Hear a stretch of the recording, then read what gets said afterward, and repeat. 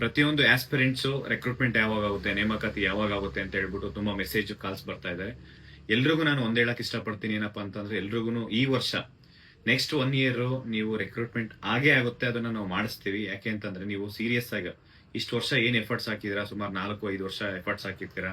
ಎಷ್ಟೋ ಜನ ನನ್ ರೆಕ್ರೂಟ್ಮೆಂಟ್ ಆಗಲ್ಲ ಅಂತ ಹೇಳಿ ವಾಪಸ್ ಮನೆಗೆ ಹೋಗಿ ತಿರ್ಗಾ ಮತ್ತೆ ನಾವು ಲಾಸ್ಟ್ ಟೈಮ್ ಹೋರಾಟ ಮಾಡಿದ್ದಾದ್ಮೇಲೆ ಮತ್ತೆ ಧಾರವಾಡದಲ್ಲಿ ಹೋರಾಟ ಮಾಡಿದ್ಮೇಲೆ ಬಜೆಟ್ ಅಲ್ಲೆಲ್ಲ ಅನೌನ್ಸ್ ಆಗಿದೆ 56,432 ಪೋಸ್ಟ್.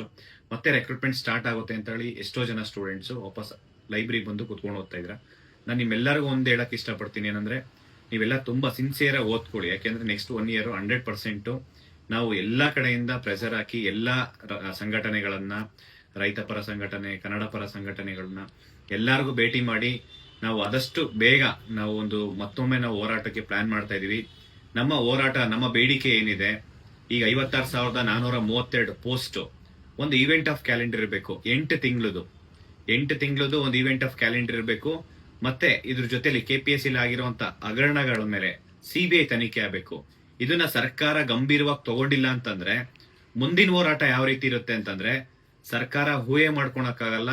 ಈ ಒಂದು ರಾಜ್ಯದಲ್ಲಿ ಪ್ರೆಸಿಡೆಂಟ್ ರೂಲ್ ಬಂದ್ರೂ ಕಡಿಮೆನೆ. ಪ್ರೆಸಿಡೆಂಟ್ ರೂಲ್ ತಗೊಂಬರೋ ತರ ನಾವು ಹೋರಾಟ ಮಾಡ್ತೀವಿ. ಯಾವುದೇ ಕಾರಣಕ್ಕೂ ಸರ್ಕಾರ ತುಂಬಾ ಗಂಭೀರವಾಗಿ ತಗೊಬೇಕು ಈ ನಮ್ಮ ಬೇಡಿಕೆಗಳನ್ನ. ಯಾಕೆ ಅಂತಂದ್ರೆ ನೀವು ಇಷ್ಟು ದಿನ ನೀವು ಕೊಟ್ಟಿರೋ ಅಂತ ಒಂದು ಅವಧಿ ಏನಿದೆ, 1 ತಿಂಗಳು ಲಾಸ್ಟ್ ನಾವು ಧಾರವಾಡದಲ್ಲಿ 24ನೇ ತಾರೀಕು ಹೋರಾಟ ಮಾಡಿದಾಗ ನೀವು 26ನೇ ತಾರೀಕು ಅನೌನ್ಸ್ ಮಾಡಿದ್ರಿ, ಒಂದೇ ತಿಂಗಳಲ್ಲಿ ನಾವು ನೋಟಿಫಿಕೇಶನ್ ಮಾಡ್ತೀನಿ ಅಂತ ಹೇಳಿ. ಇವತ್ತು ರಾಜ್ಯ ಸರ್ಕಾರ ತುಂಬಾ ಸೀರಿಯಸ್ ಆಗಿ ತಗೊಂಡು ಏನಾದ್ರು ನೀವು ರೆಕ್ರೂಟ್ಮೆಂಟ್ ಮಾಡಿಲ್ಲ ಅಂತಂದ್ರೆ ಮುಂದಿನ ಕಾನ್ಸಿಕ್ವೆನ್ಸ್, ಮುಂದಿನ ಆಗು ಹೋಗುಗಳಿಗೆ ನೇರ ಜವಾಬ್ದಾರಿ ಯಾರಂತಂದ್ರೆ ಸರ್ಕಾರ ಆಗಿರುತ್ತೆ. ಸರ್ಕಾರಕ್ಕೆ ಇದು ಕೊಡ್ತಾ ಇರೋಂತಹ ಎಚ್ಚರಿಕೆ ವಿದ್ಯಾರ್ಥಿಗಳೆಲ್ಲ ಮನವಿ ಮಾಡ್ಕೊಂತೀನಿ. ನಾವು ಕೊಡೋಂತ ಏನು ಹೋರಾಟ ಕರೆ ಕೊಡ್ತೀವಿ, ಆ ಟೈಮಲ್ಲಿ ನೀವೆಲ್ಲರೂ ಪ್ರತಿ ಒಬ್ರು ಈ ಹೋರಾಟಕ್ಕೆ ಭಾಗವಹಿಸಬೇಕು ಅಂತ ಹೇಳ್ಬಿಟ್ಟು ಮನವಿ ಮಾಡ್ಕೊಂತೀನಿ. Thank you so much. ನಮಸ್ಕಾರ.